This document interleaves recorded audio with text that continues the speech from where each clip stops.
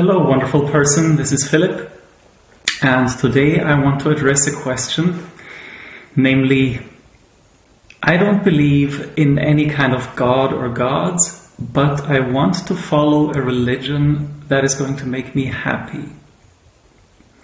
What should I do? Well, this is a question that, to me, has only one very obvious answer, and that is the religion you're looking for is Buddhism. Unlike all the religions that I know, Buddhism does not have any kind of requirement that you accept anyone's teaching without questioning it. So there is no blind faith that's required. It's true that Buddhism has the concept of saddha, which is sometimes translated as faith, and it basically means confidence in the Buddha and his teaching and the teachers of his teaching. Well, this is a concept that is talked about because simply it is necessary for you to follow the path, to become happy. If you don't have any confidence that there is some truth to what the Buddha taught, then you're not going to follow the path and you're not going to be able to utilize it to become happy. But that's the extent of it. So that's pretty much, from what I can see, the lowest common denominator between a religion that still specifically aims at making you happy but requires very little faith. Now, there are alternative religions which require even less faith. For example, modern-day scientism, materialism, whatever you might want to call it. Basically, the standard atheist view that lots of people have requires faith in really only a very few concepts that are not allowed to be questioned. For example, you need to have faith that matter is all that is ultimately real, and that mind and consciousness are just epiphenomena of matter. But that religion, scientism, if you will, is not aimed at making you happy. You just have to look at scientists and how happy they appear compared to, for example, Buddhist monks. And you make up your own mind. This is, of course, just my opinion. I personally find Buddhist monks to be happier than modern-day scientists. If your opinion differs, then by all means, practice whatever you feel is best for you. Now, I want to address 2 points specifically about Buddhism. First, how is it that you don't have to believe in any kind of God when you practice Buddhism? Well, very simply, the Buddha himself never called himself a god. He is not worshipped as a god. When Buddhists worship the Buddha, it really just means that they pay respect to what he stands for, which is an incredibly powerful teaching and the ability to teach it in a very perfect way, if you will.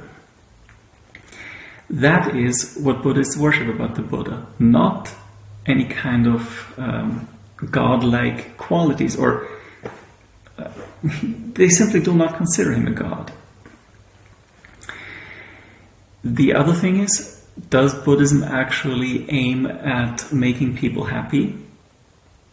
This is something that might be a little bit controversial, because the way the Buddha himself worded the purpose of his teaching, or the framework for his teaching, is called the Four Noble Truths. And the Four Noble Truths, in short, are the first noble truth of suffering, and it is simply stating that birth is suffering, old age is suffering, sickness is suffering, separation from loved ones is suffering, being together with ones that you don't love is suffering. In short, all that makes up this world is fundamentally of a nature that is unsatisfactory, that is the nature of suffering. The second noble truth is the truth of the cause of suffering, which is clinging, craving. Craving is the better word. Clinging is sort of what happens as a result of craving.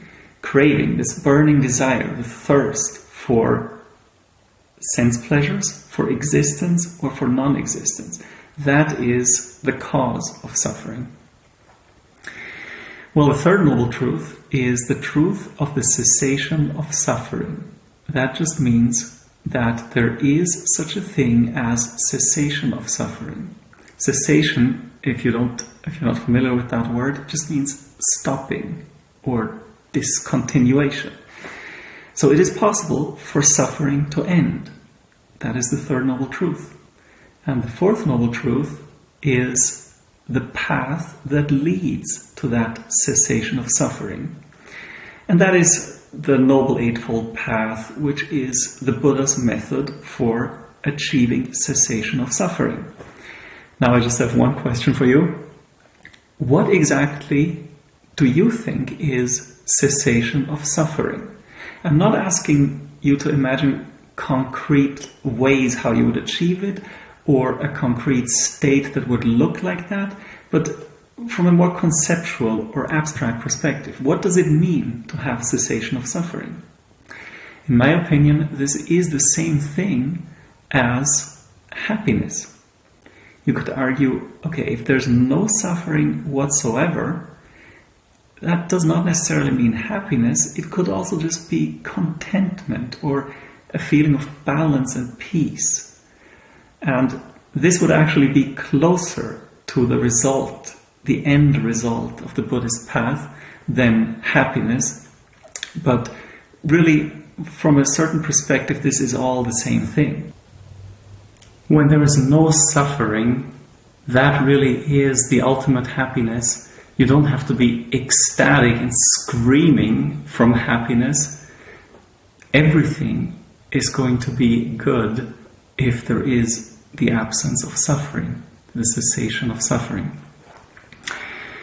So this is the reason why I would answer the question as to what religion to practice if you don't want to believe in a god or gods, but you want a religion whose aim is to make you happy. That is why I recommend Buddhism as that religion. So I hope you find this answer useful. Thanks for watching, and I hope to see you in a future video. Have a good day.